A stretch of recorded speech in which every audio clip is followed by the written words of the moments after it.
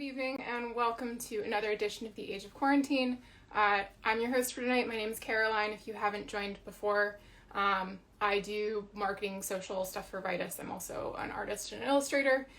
So tonight we're closing out the week by talking to kind of a legendary figure, actually. I'm really excited, a little bit nervous. Talking to Jeff, aka JD Pinkus. He's been in Butthole Surfers. He's currently in Melvins. He's got solo career stuff. He's got his Discogs page is really fucking long. Honky, Daddy Longhead, a million fucking different bands. So I'm really excited to talk to him.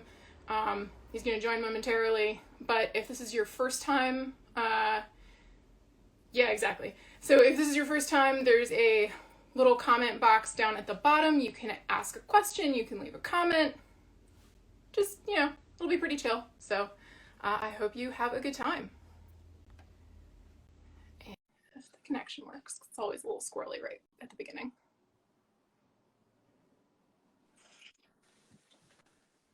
Hello.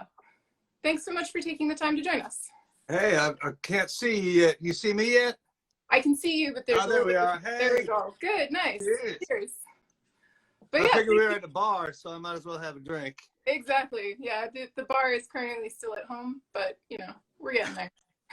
Did you do your hair pink for me? Yeah, I was trying to do that, but it didn't come out that way. We're going to talk about hair products. Yeah, I did actually freshen up the color yesterday. Oh, but, sweet. Me too.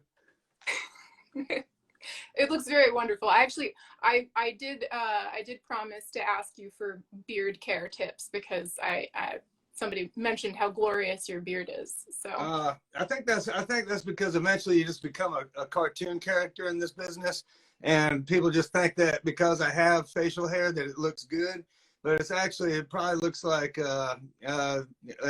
Willie Nelson's crotch. I don't know. It's it's pretty scraggly. There's not much rhyme or reason to this. But yeah, there's hair care is I try not to trim it at all. But if I do, I try not to trim it when I'm really stoned, which is the only time I think maybe I should probably trim it. So yeah, but other than that, just keep food out as best you can. Straws are your friend. I know all the people, that are dying from straws, but they definitely help with the mustache with the Bloody Mary. Yeah, well, and they make nice reusable ones now, all stainless steel and fancy, and you can. Oh, yeah, we have some of those here. We can't use them in the lightning storms, but other than that, they're good. But yeah, thank you so much for taking the time. I also just wanted to make sure that we talk about, because you have a lot of music coming out in the near future. I know. It's crazy. Yeah. Now, and I guess I just got really lucky with situations to be able to keep doing music while this was all going on, and I'd already planned to split Texas and move out to Asheville before all this stuff happened, and so it made it a little bit tougher to do it at the time. I don't know if you can hear my dog crying back in there. Oh no! Let him in. Aaliyah's crying. Can you pet her? Your pro dog. She's the old one. She doesn't like the young dogs getting the attention. Oh no. But yeah. Anyways, we're all good. But so I started doing music that I planned on doing, and without those pesky shows to interfere with all my plans. And I have a studio at my house, and so it's not much of a studio, but most of the stuff I've been recording here, I haven't needed big rooms or anything like that to do it. Just the skills and the chops of a seasoned veteran. Well, and you effectively started out in a similar situation, when you moved into the Butthole Surfers house when you were 18 or whatever, and you guys just had studio shit. Yeah, well, kind of. They had a studio kicking in Winterville, Georgia, and when I joined them, it was in Atlanta, and I was they had left Winterville. And so the studio wasn't really part of it anymore. We did most of that stuff when we got back to Texas, which took a while. So when I joined the band, their first album, I believe, that they ever did came out before the other members were in there. But it was released Rembrandt Pussy Horse when I came out. So we kind of like were supporting that and Cream Corn. And then the one I was on was Locust Abortion Technician. I was 17 when I got the call to come in and jam with them, and I was already left home at around 15. I was kind of in and out of the house, and then finally I was gone by then. So I just ended up at a warehouse that they were staying at in downtown Atlanta in 5 Points, and stayed with them there until my first show, where I turned 18 by then, because I was 17, and then practiced with them. And they asked me about, first it was just to go to Europe with them, and I was like, sure. And then this is the first practice. And then they asked, he goes, oh, you can just stay in the band as long as you want. That was Paul. I said, okay, cool. I was 17. I didn't, what else would I was doing? I was like, they promised me a floor to sleep on every night. That was more than I was promised elsewhere. Nice. Well, but also, like, I just want to stress, you were 17? Yeah. I graduated high school a little early, because I went to school early, and then I did, they found out I wasn't living at home, and they offered me I was already doing work release, so they offered me to do junior college for the last couple of semesters or quarters or whatever you call those. I was so awful with it. I thought that when my class graduated, that I graduated too, even though I didn't do my finals yet. So I plagiarized my creative writing paper, which the guy should have known I did that. Found something really, really, really rare, and this friend of mine typed it up for me. I had nothing to do with it. So by the time that I read it in the class, I was laughing my ass off because it was kind of funny, and but I was laughing at supposedly my own work, which I guess I still do, but I thought maybe that was a dead giveaway. I was gonna say that sort of seems to have set the tone.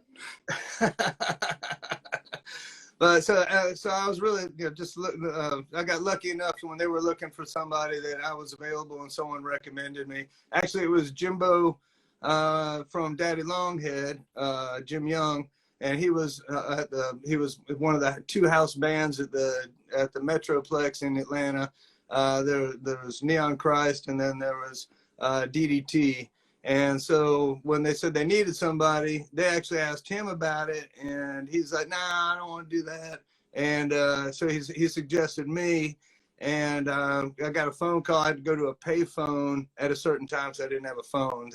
That's when I was 17, and this was 1985. And so, yeah, the guy that called sounded like Jimbo. And I was like, Jimbo, don't fuck with me like that, man. Because I walked all the way down there, but it was Gibby. So, and he was saying, oh, come on down and do it. And I had 2 ex-girlfriends bring me down there, and both of them, that was cool. And I had a flask of whiskey. I played some Blue Cheer with King and some Black Sabbath. And then I played Mexican Caravan, which I figured out real quick before I went out there, and something else. I can't remember. It wasn't something, but it was something else.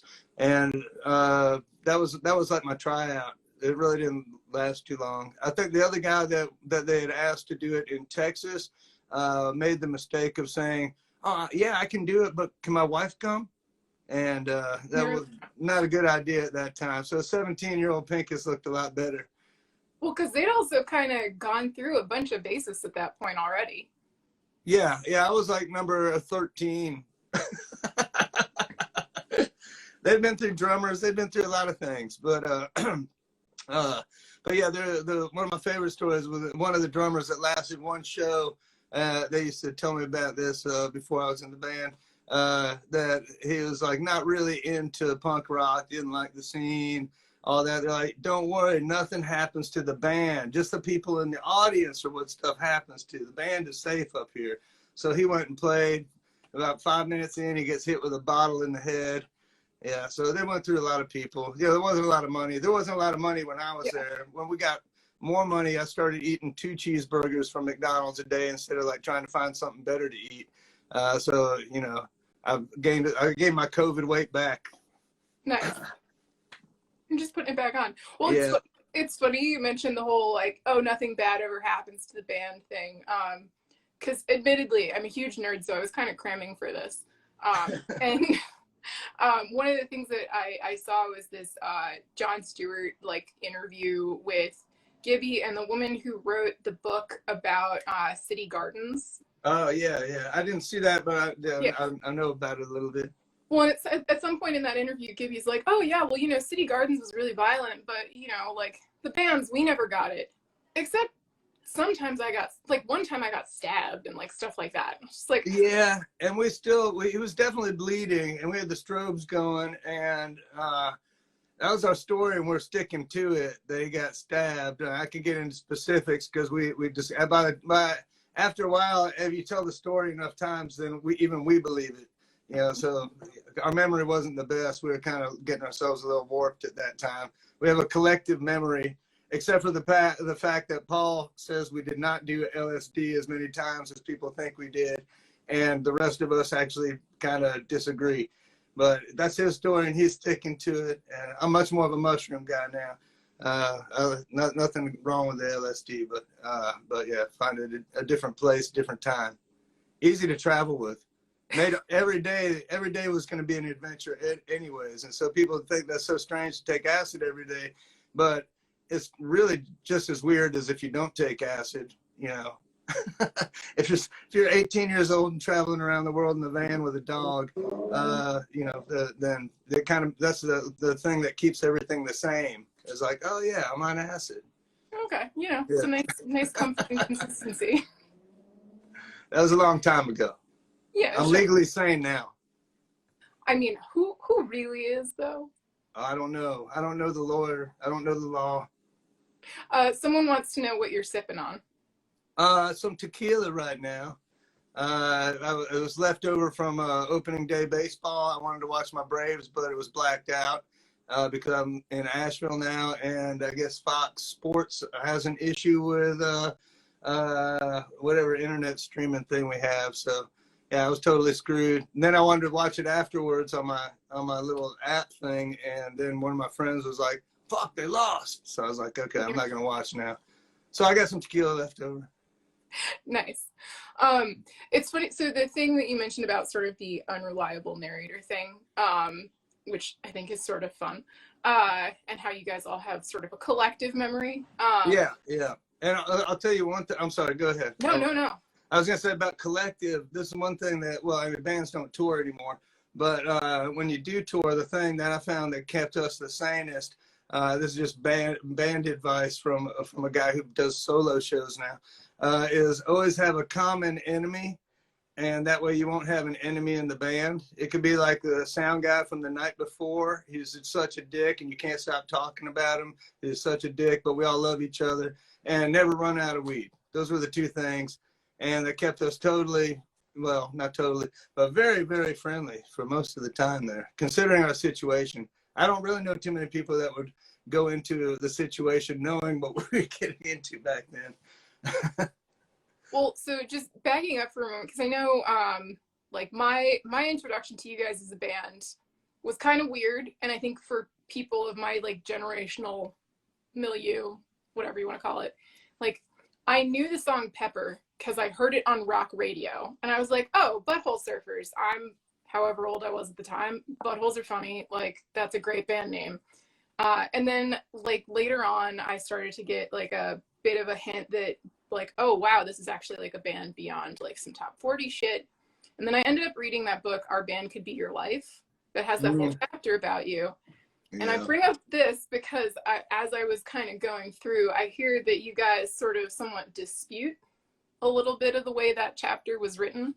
I totally dispute the way that chapter was written. I wish that somebody would have actually talked to one of the band members about it. But no, there's some quotes in there that are true, but one of them that I said is King listed as King, and one I think King said is listed as me, but it's a good one at least. But I tried to make it through that, and I was like, well, maybe I'll read about some of my friends' bands. And after that, I was like, nah.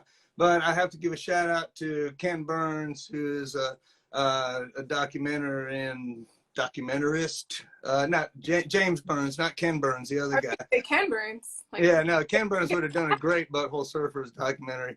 But unfortunately, we only had James Burns, and he did a really good one.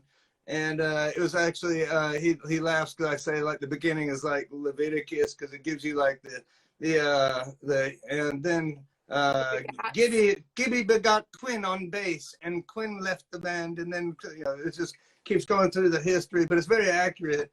And to tell you the truth, I quit reading it after I left the band. I just wanted to see how that worked out, and that was pretty good.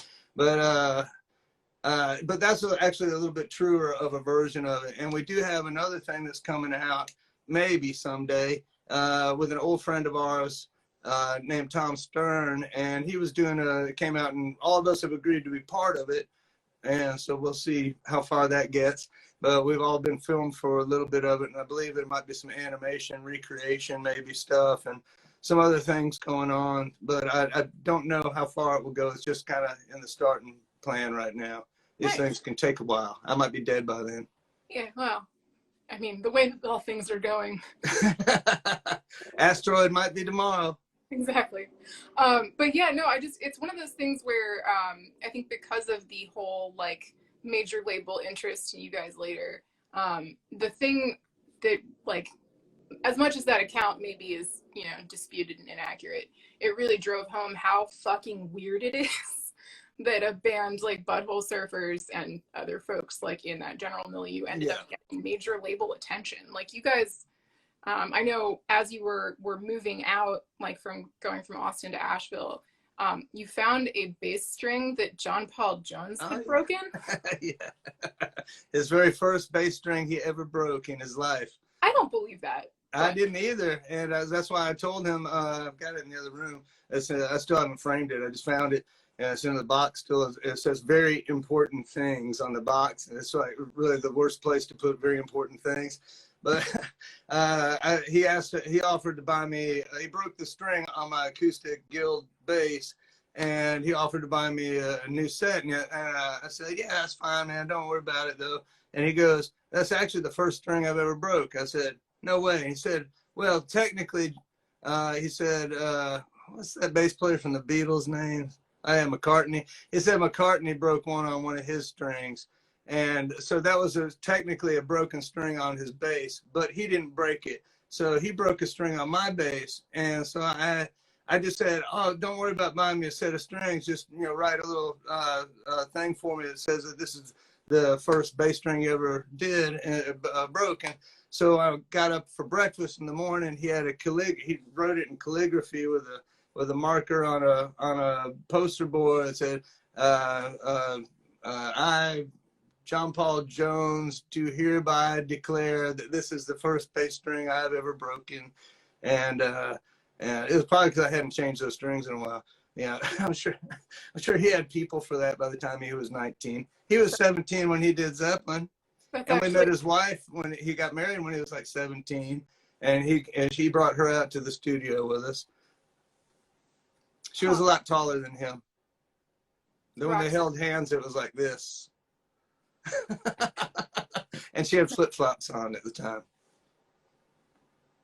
That's fucking amazing. But yeah, and then I know that record also ended up getting some like MTV airplay and stuff like that. Well, let me stop you quick before I was not part. I left before. Well, when we started working on the album that had Pepper on it. Yeah, I was at the very beginning of working on some of those songs, but that's when I was out over there. So my MTV and Beavis and Butthead era ended with "Who Was in My Room Last Night," and that was the John Paul Jones record. But after that, we just didn't get together in rooms and write music together, and so things just got kind of weird. It was a different style, and so I don't know. It was just a different way of trying to work for me at that time, and I thought it kind of hurt what we were trying to do and kind of watered down what we were doing. It just was a lot different than being in the same room and beating a song out. Yeah. The "Who Was in My Room Last Night" is actually where I was going to go with that, because the stuff that I've like watched of the Beavis and Butthead music videos that I think is kind of funny is like they're usually like ripping on the bands a little bit. Yeah. But the only thing they have to say in that video is like, "Oh, the Butthole Surfers rule. That's Flea, and animation kicks ass." Yeah, and Robert Williams was in that. But I'll tell you why they really didn't talk shit about us is because he's from Texas, and he's not going to he's not going to have those guys say some bad shit about us. And anyways, if you're already called the Butthole Surfers, no one expects you to be good. So you have nothing. No one can. What are they going to say? I really expected the Butthole Surfers to be prolific, but this album let me down. That's we had 3 versions of Lonesome Bulldog on one record with a warped tape that we recorded it with. So yeah, I don't think we were so concerned. Yeah, well, I mean, and I feel like also, the album titles, like, yes, the masterpiece on Hairway to Steven, like, yeah, like. Yeah. I mean, the album titles are brilliant, but, like, to your point. Well, okay, so this is the way that we thought, because we only had a jam box with cassette tapes, and when we toured for years and years living in a van, so there wasn't much entertainment other than whatever we threw at each other. Or, we could decide to be a dick one day, or decide that billboard says something it doesn't say, and all of us are laughing. So wordplay was a lot of it, and stringing words together. Paula, Kareem Abdul-Jabbar, just kind of see how long you can get things to go. So it was always just, it was a different kind of touring. No one had a cell phone with the earplugs in, or we didn't even have AC.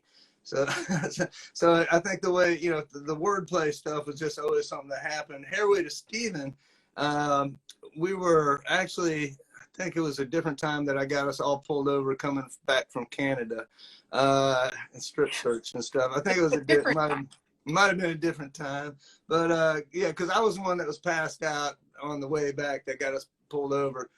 Gibby was passed out a different time, and I think it might have been. I'll have to check my collective memory, but he sat up and he just out of a stupor and just went, "Hairway to Steven," and we all laughed, and then he put his head back down, and he was out again. And so that was how we got that one, but it really wasn't, that was just a random piece that happened. Not as random as another album that was pretty unpronounceable. People called it PO'd, but that was only done by taking a sock from across the room and throwing it at the keyboard, and those were the letters that came up. And we had a whole thing that said that it took 4 of us to make to pronounce the name, and we're like, all that, and so Rough Trade decided they were going to make their own definition and own pronunciation of it. So it went against our story. That's why they went under. Oh, okay. Single-handedly. We killed them, man. We killed them. Nice. Where did Locust Abortion Technician come from as a name? Oh, yeah, I don't know. Fair.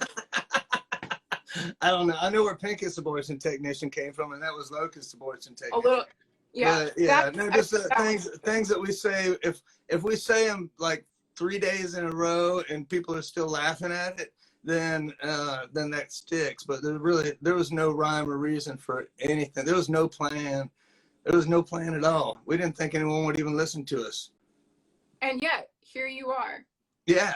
It only took 80 years. I mean, and that's actually the top of your website says "Making a Good Time Disappear since 1967." Yeah, because when people ask me what I do for a living, I say I'm a magician. I make a good time disappear. But that's actually my joke for being a musician. Yeah, because if in this country, if you say you're a musician, then you're just a fucking bum. But if you're in Europe, they'll give you sandwich squares with mayonnaise and butter this big. They're like, yeah. Do you want a beer that tastes like a banana? No, but okay, thanks. Yeah, but they treated us really well there until later. And when I started going over there later, doing my Daddy Longhead, doing my Honky tour over there, and we were staying in what I like to call children's prisons, or fart boxes. I don't know, but the club would be like, "No, we got you at a hotel," and you show up in this bunk beds. I'm like, I'm in my 40s. I don't want to sleep in a fucking bunk bed. And it's a cold cinder block room with, like, 3 shower heads with no dividers in them on the other room. That probably have, like, good thing there's no black lights in there. Yeah. And, but yeah, I just called it all children's prisons. I was like, yeah, we go over there and we tour through, with children's prisons. But Butthole Surfers, we didn't do children's prisons. They usually treated us a little better. But we call it the fart box because, eventually somebody was going to do that in the room. And even with Butthole Surfers, we had a place in England for 2 weeks, and the best food there is Indian food, at least at the time. And so that seems like a great idea. Until you got 4 guys in one room with a bathroom in the middle with no ceiling on it. It's just this little divided area with an open air thing. So we had to devise ways to keep ourselves busy through the day to give each other a little bit of space in there. That's hard to do without money in England. Yeah. But yeah, so then you sort of touched on Honky and Daddy Longhead. I know you started working on some Daddy Longhead stuff while you were still in Butthole Surfers. Yeah, that's about the time I was like when nobody wanted to get in a room and jam. That's when I was playing with Jimbo, the guy I mentioned from Atlanta, and he had some family stuff going on, so it was like, yeah, come on out to Texas. So when he came out there, we started jamming, and Ray Washam from Scratch Acid, very different style drumming than King. King prided himself on being what he called primitive drumming. He learned on phone books and pans, and didn't really want to go to school for that stuff. Ray Washam could write music, read music, sight read, these amazing things, write stuff that we try and play sometimes. But it was totally different, and I loved getting in a room with people and playing. And the fact that I could write something and Ray would look at me and go, wow, that's cool. That's 7/8. And I'd go, wow, that is cool. And I had no idea. That's 7/8, whatever 7/8 is. But yeah, so it was a lot of fun because I got to do some weird shit and have people that would be able to play to it, where I was definitely the weak link as far as a musician went. So that intrigued me, and it got me into the magic of when you're in the same room and you communicate with other musicians. There's a silent communication in your head going on with all these people all the time. And that connection can't be done when you're swapping files and trying, when the drummer gives you a floppy disk and says, I got a song, it's like, and there's no music on it, just a beat. It's like, oh, okay. That's not the same as, hey, I'm feeling what you're playing, just it's a little different. So anyways, that was why I got into doing that. And it was a lot of fun, and it was very disappointing to see. For one, I couldn't sing. I still can't sing. But I could sing when I really tried. But I like, when you're on tour and you're not getting paid much and you don't know where you're sleeping, the booze is a big part of your pay. It's like that's kind of like, if I don't drink this booze, then I'm not getting paid tonight. And I don't, it will make whoever's floor I'm sleeping on a lot more comfortable for a couple of hours. So I got to be in a rut with, doing that because there was no finances behind it. We never gave credit on Butthole Surfers albums. So nobody knew what I did or what I didn't do. So it was a learning experience. And, I thought I should have things, I think I was frustrated. I thought, I should have it easier. I was like to myself, I think, and I was getting mad at myself. But then I started realizing, especially looking back now, how ridiculous that is. You're only as good as your last record. You're only as good as what you're doing. People can't sit on, one good album for the rest of their career. And I know a lot of people that they actually try and work on one album and they can't get it out because it's not done. It's never done. And I don't understand that. To me, it's get it done, move on. There's one version of albums that I like is take a picture of that song on that day, the way it sounds, audio style, take a picture. Yeah. And it might sound totally different the next day, but move on. Record it again if it changes that much. But, to me, you get backlogged with ideas. You can't do more ideas. So if you're just sitting there working on one album for 4 years, you're kind of just screwing yourself. And, maybe some people have different ways of working. But Most people that work on an album for 4 years have a different job. That makes perfect sense. And then how did Honky come about? Honky came about, I was jamming with these guys we called ourselves Skinny Leonard. And it was me and actually the drummer Frank from Daddy Longhead, and Carson from Honky, the original Honky guitar player, and Doug from the Digits, and we have Richie from Agony Column, and he got thrown in jail. So stuff kind of got, he was so good too. And then we had Ernie from Sin City Disciples be our singer. But it was totally different. So we never, and then one of the guys went to rehab. He's dead now, unfortunately, rest in peace. And, so it was a troubled band. So out of that, we really liked what we were trying to do, but we figured instead of dealing with all these troubled personalities and try and get something done for fun, we'll slim it down. And so we did a 3-piece version of kind of what we were doing. And the idea was not to make people confused on the songs. We weren't trying, if you were tapping your song at the beginning, you'd probably still be tapping it at the end, which was a different vibe than I'd been doing for a while. So I really liked that a lot. And so we did it all about that. It was supposed to be a local band, and we got asked to do a little bit more. And against one of the guys' wishes, we started doing more touring. And so that's why he had to step out of the band. And then we got, he asked us to pick up Bobby, the guy who we've been with ever since, because he just couldn't deal with the road life. And, just wanted it to, I needed music to make a living, and he didn't have that in his lifestyle. When we did take him on the road, I caught him one time with my tire checker, Sure Catch Fisherman Billy Club, and he was beating on my steering wheel. I was like, Carson, what's going on? He goes, 3 feet every 10 feet. I said, what? He goes, 3 feet every 10 feet. So what are you talking about, man? He goes, the dashes in the road are 3 feet every 10 feet. And I was like, oh shit, man, pull over, let me drive, man. You're like, this guy has completely lost it. Well, he was not made for the road. He decided to quit cigarettes for his girlfriend for when he got back home at the same time too. So he'd wear 2 nicotine patches on his chest and smoke cigarettes. So we called him 2 patch for sure. Yeah, that definitely probably went a long way towards chilling him out. Yeah. yeah. I wondered why my hand truck was bent one time. And then someone told me like a week later that he took it and threw it down the street. It went down like a half mile down this hill, and so they got it before anyone told me about it. But not that bothered me. But I was just wondering why it had this little hitch in it. Yeah. He bent the axle.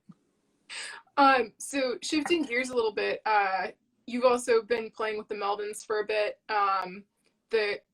There's a new album that's like all bass that's just like surprise announced. Yeah, on April 1st. Yeah. Yeah. It's gonna be real heavy. No, I'm kidding. It was actually was it an April Fool's joke or? Yeah. God, I fucking hate April Fool's Day so goddamn much. It kind of got me in the morning when I saw it first thing, and then I had a message from the guy who did it that runs the Melvin site. He was the mastermind behind it, and him with the help of Tom Hazelmeyer. He goes, hey, man, do you have any spare art sitting around? And and he goes, yeah, as a matter of fact, I do. And it was that pig with the thud on it. And so Jesse wrote a whole nice long story about it. And I thought he gave it away with the thank Christ for Flea comment. But I guess maybe some people were just like, maybe Dale and Flea are like good friends. I don't know. I mean, I could see Flea playing for the Melvins. That would be awesome. Yeah. It's Melvins. Like, this is a band that has done a few, let's say, less than serious things in their career. Oh yeah, no, I wouldn't put it against them, but they've already done double bass, and they did an all bass record called with Mike Kunka, badass from up in the Northwest, and that was an album that started a long time ago, and that was all bass. So that's why I was like, when I saw it, before I talked to Jesse, I was like, what is this? And then my name is in there. I'm like, I was like, okay, I already saw the one comment, but then I was like, well, maybe they just took all the like other tracks off of some of the songs, or maybe there's some spare shit that I did, and then it even caught me. I suck at April Fool's stuff, so I don't try. But after I told my wife that I suck at April Fool's jokes, and she goes, "I bet you'd be good at it." And we were drinking some shots. Actually, it wasn't tequila, but it was I think it was vodka. And so I poured her. I drank hers, and I poured water in it, cold water from the pitcher. And then I watched her face, and she did the face like it was going to taste bad, like. And I was like, "Wow, that's just water." But I think she doesn't like water. Water gives me heartburn. Yeah, you got to be careful with what you put into your body. Yeah, I wish someone would have told me that like sooner. Yeah, well. That's why when people talk about like there's one friend of mine. Well, I'm not going to get into that. But that's too politically charged. But it just cracks me up when some people are afraid of like wearing a mask when they shoot speed. It's like, yeah, it's not healthy to breathe your own breath. I'm like, well, it's not healthy to shoot speed either. But yeah, I think yeah. God. But yeah, I do also want to just sort of touch a little bit on some of your more like your solo stuff, because you also play banjo. Yeah, thanks for mentioning that. How did you pick that up? Did you just like decide one day like I'm gonna play banjo now? Well, I always loved the sound of the banjo, and when I was a kid, I was into it, and I didn't really. I messed around with it, but I didn't get lessons, and then I started playing it again in the '90s. I guess like around the early '90s. I'm on like a Flaming Lips recording from back then, and Butthole Surfers. Yeah, I did that. John Paul Jones was playing bass while I'm playing a banjo song. I was like, this is so fucking bizarre. We did that live, and then right? What's that? That's when he broke the string, right? Oh, well, he broke the string while he was working on that song. Yes, but he had a Martin acoustic bass. And he thought he spent a lot more money than I did on my Guild acoustic bass, which was bigger shell. It was more like mariachi style. And it had a great tone to it. And so he was really into playing my bass because it sounded better to him than the Martin, which was, cool. So, but yeah, that's when it happened. But he told us that we couldn't go and do like overdub stuff. And we'd catch him in the middle of the night after we were supposed to not be working, doing overdubs on his shit. And it's cheesy, man. Oh, that's fucking amazing, though. Blowing up John Paul Jones's spot. Yeah. Well, I beat him out of $60 in a pool game that I invented called Six Ball, and it was a combination of golf because you want the lowest score. And you could play with many people, but you racked it like a 9-ball thing. The object was to get the 6-ball in as few shots as you could. And then if you mess up, we change the rules once or twice, then you're out, and then you lose your ante, and then somebody else goes and tries. And so he ended up at like owing me $60 after the first night. And I invented the game. I was like, this is cool, man. I've never like done that to anybody, much less John Paul Jones. But he's not that good at pool. But yeah, so then you just liked playing banjo and just kind of decided to do some more solo related stuff with it. Yeah, I was gonna tell another John Paul Jones story, but let's talk about. Don't let me. No, yeah, I gotta tell this story. It's so funny. We brought him out to do pre-production in Texas, and so we took him out to the lake.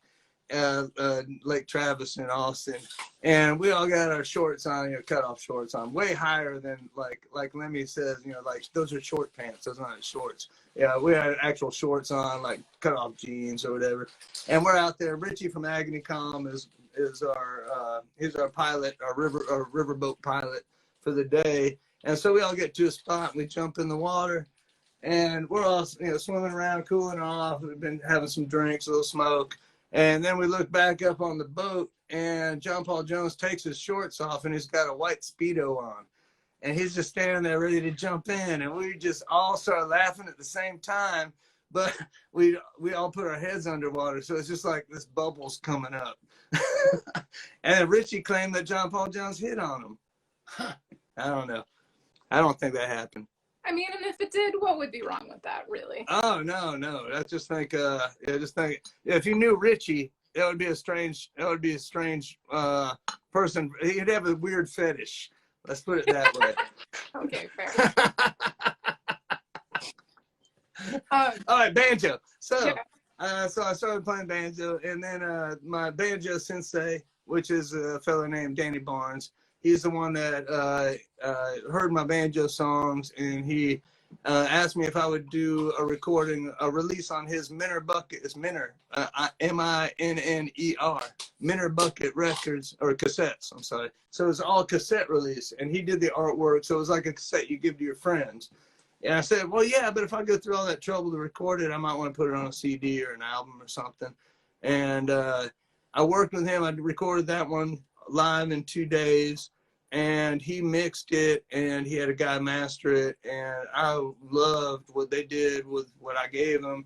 And not traditional banjo whatsoever, but it's just a way. I guess, Danny said to me when I mentioned about my skills being lacking in the banjo world, he said before Scruggs, that everybody played banjo more like I did. It was a songwriting utensil. It wasn't to see how much metal style fast picking you can do on the banjo until after that happened. But then things changed. But there's people that play Hawaiian style. There's people that put quarters under it and play with the backside of a knife.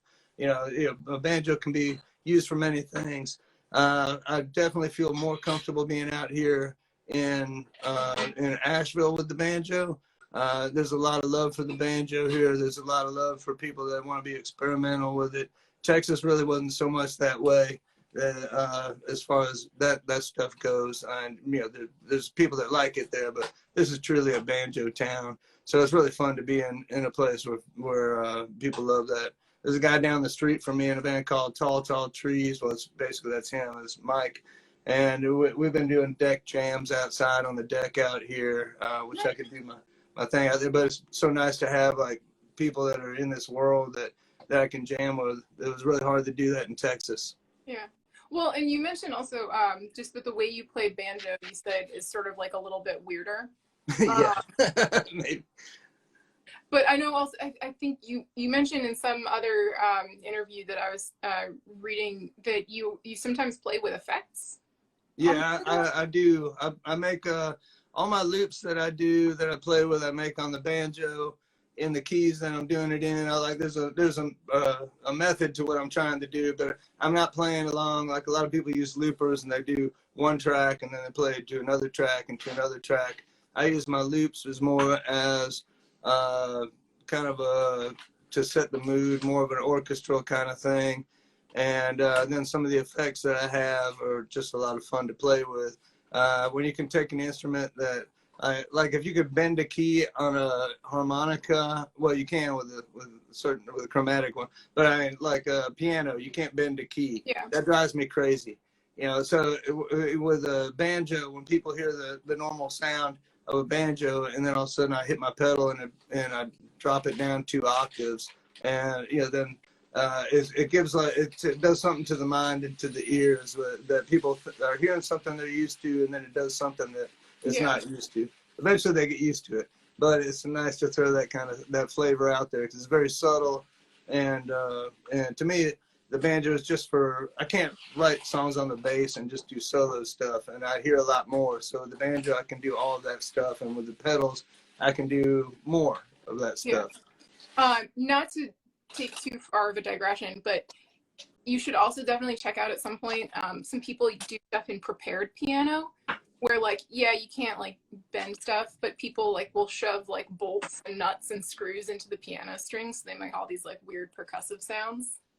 I love that. Yeah. I just got turned on to this guy, Metzger, that builds these banjos. He's not a trained banjo player, but he keeps adding different shit onto it. And he's really someone sent me the YouTubes, and of course everyone I knew in the scene knew all about it. This guy, but he put harp strings on his banjo on the side. Yeah. He's bowing the stuff, and is not trained. He really likes I think he said he was into some Indian music. Yeah, but he was doing like it was more gypsy style than Yeah. anything. A lot of drones and a lot of quick Middle Eastern kind of sound. It was Yeah. cool. I've seen other people also, like there's a metal guitarist who also does some stuff with like baritone ukulele, and I wonder if he's ever fucked around with banjo, but he'll like thread like a popsicle stick or like a needle through the strings to get like a weirder sound. Yeah. See, I like people that can get with.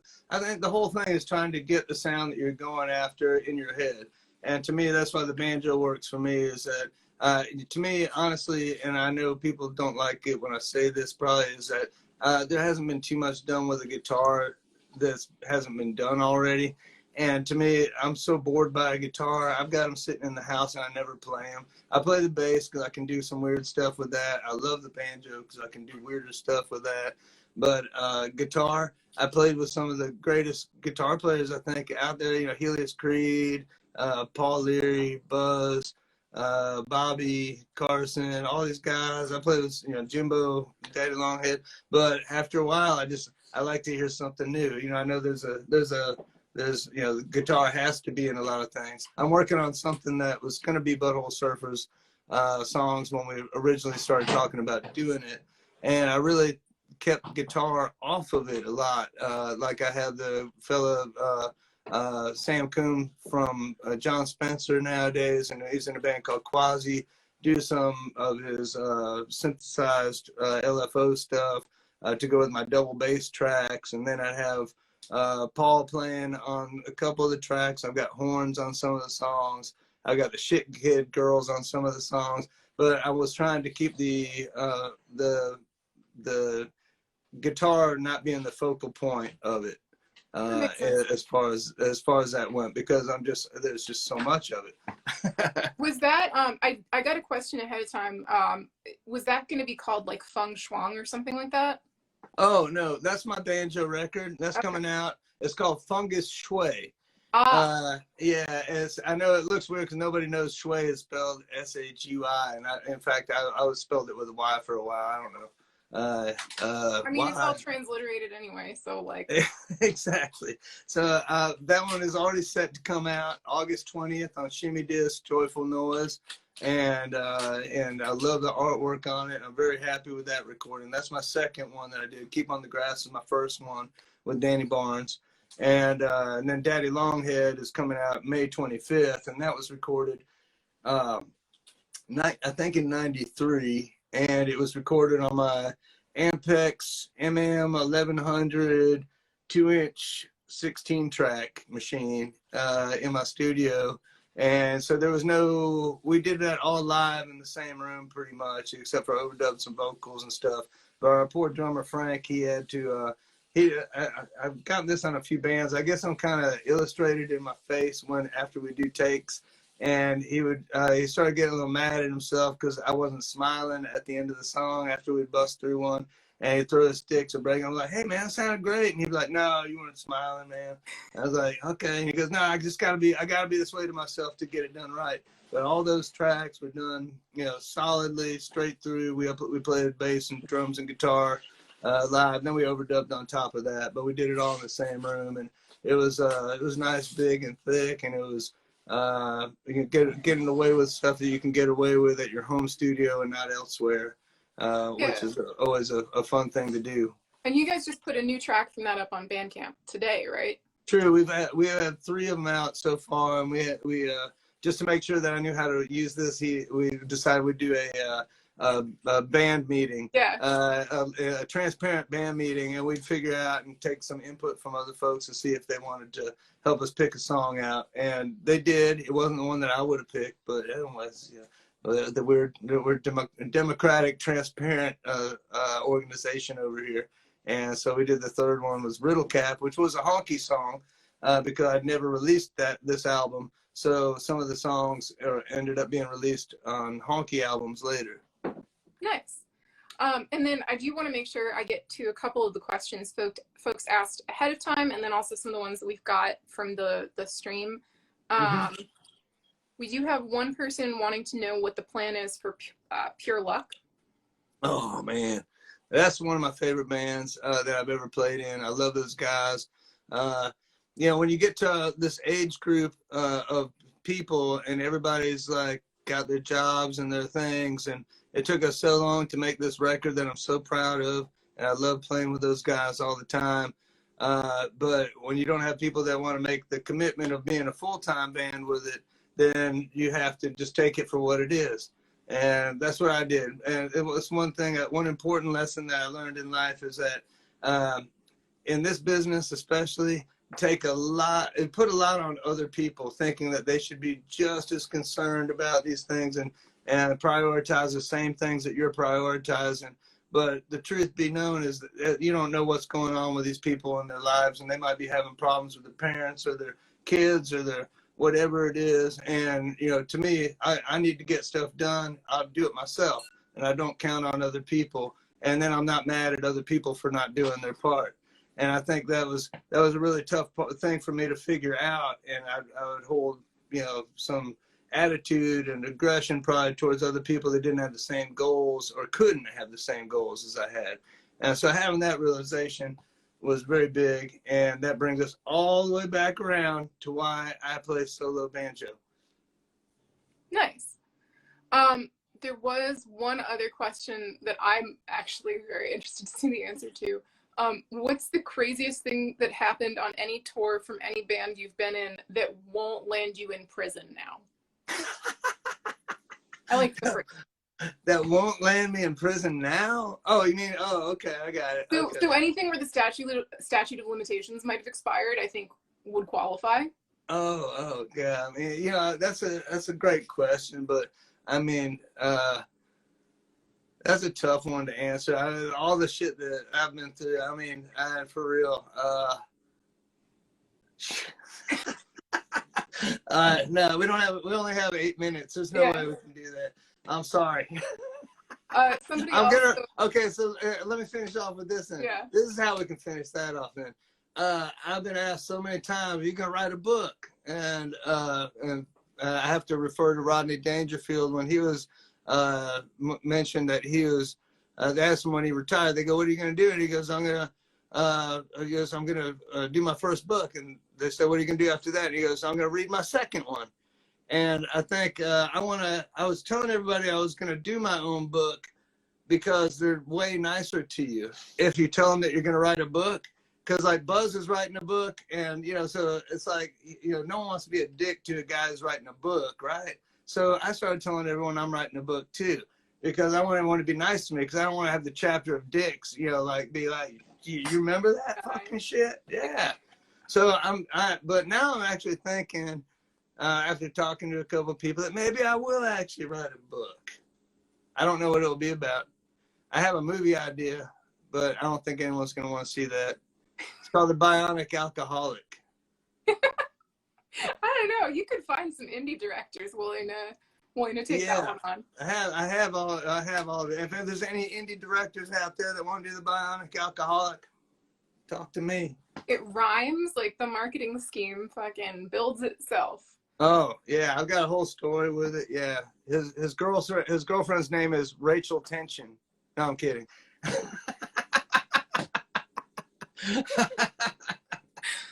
All right, we do have one other question I want to get to. What your favorite hip hop groups are, and if you have plans on covering more things like Hit 2 short cover. Well, okay, so yeah, I'm doing the cover for Little Troy. He's more R&B to me, and he actually just finally now got back to me about actually hearing my version of his song, and he said, I think he said that was really nice.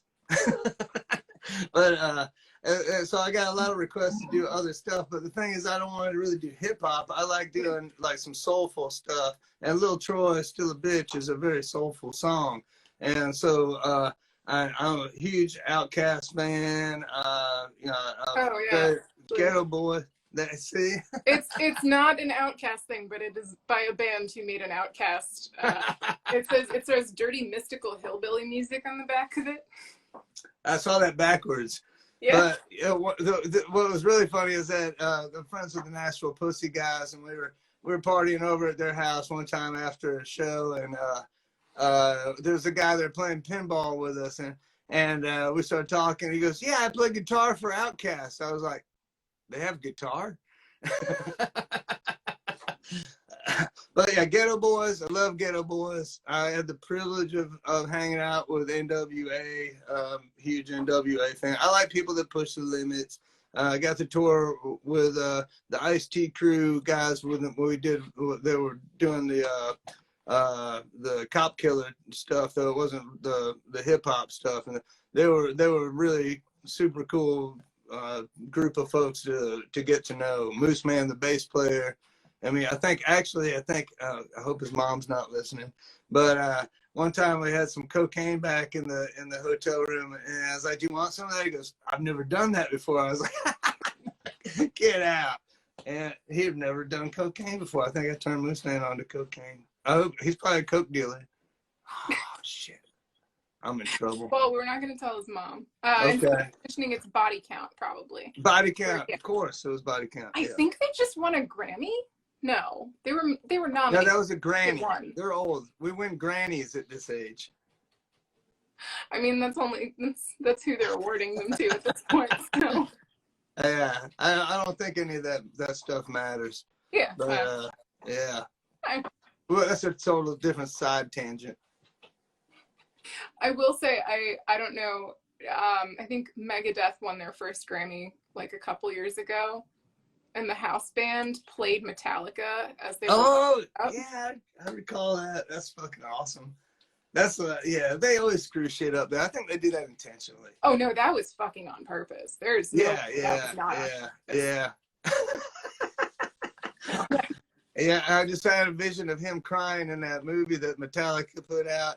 And I remember I saw it separately than Paul from the Butthole Surfers. And both of us thought the same thing. We were like, these guys are way funnier than I thought they were.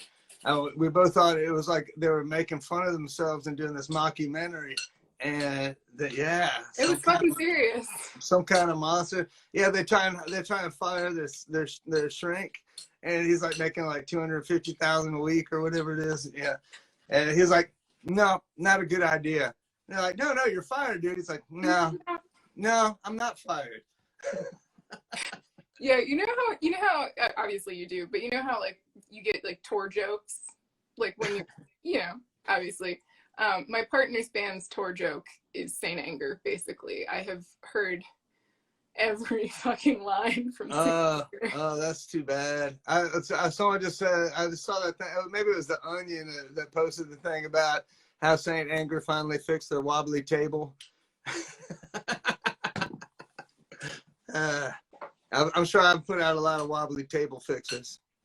Yeah, well, who hasn't? But yeah. I do want to make sure, so we're coming up on 9 o'clock. I don't want to take too much of your time, but as far as anything else you want to make sure that folks know about, there's the yeah. Here. Thanks for reminding me. I put this out here because this is for a good cause right here. This is Heirs of the Dog. Oh yeah. And this is my man. He books us, and he's got a great band called Josephus and the Jonestown Massacre. And him with Sauce Tex Records. I've been doing a series of benefit albums. And here I got a glare in there. But I've been on one where I got to play with the late great drummer of Johnny Cash, and this is the Nazareth one. I did the Black Oak one. I'm not popular enough, so I get songs that nobody's ever heard of. So I got to pick the losing kind for Cash, and that's my favorite Cash song. Nice. But this one right here, I actually did Whiskey Drinking Woman with Luther Dickinson playing from the North Mississippi All Stars, doing a slide guitar on it. Oh, so good.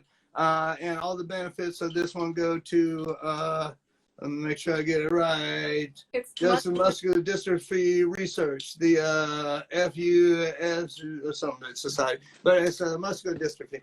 And another buddy of mine who asked me to do a shout out because I played on his and it got released today is a New Yorker, Abstract Artemis. And he's has Alabama boy that's up in Brooklyn now. And I did a song with him called Methuselah's Rhyme that's out. It was mastered at Abbey Road. And I don't know how to spell Methuselah, but it starts with meth and ends with Uzula. So that's it. Yeah, unfortunately, I know how to spell meth. It's been a long time, but I still remember. I mean, luckily for you, that's an easy word to spell, so. Yeah, rhyme's even tough. I have to look up how to spell rhyme. It's Methuselah's rhyme. It's like, that's the worst. Yeah. So you do artwork for T-shirts and stuff. I saw. Yeah. Right. So I had an idea for like I always loved like my favorite like dark metal. Well, it wasn't even that. I guess they're not that dark. But Sepultura, which I couldn't. Sepultura, yeah. I can't pronounce it. I can't read it. I can't spell it. That's just me. But then I saw their lettering that it was done, and it was done like you couldn't read it anyways. But then I realized when someone told me what it was that it still made no sense to me. So I wanted to have a band called Mathrock that nobody could see. It would be like math rock, but just Mathrock, and then nobody could read the other T-shirt idea I have, and you got to do this one for me, maybe. It's my imaginary band called Styx, but it's Sticks, and I want to use the Styx logo. But you think Styx? Yeah, like the band Styx, but spell it Sticks. Okay.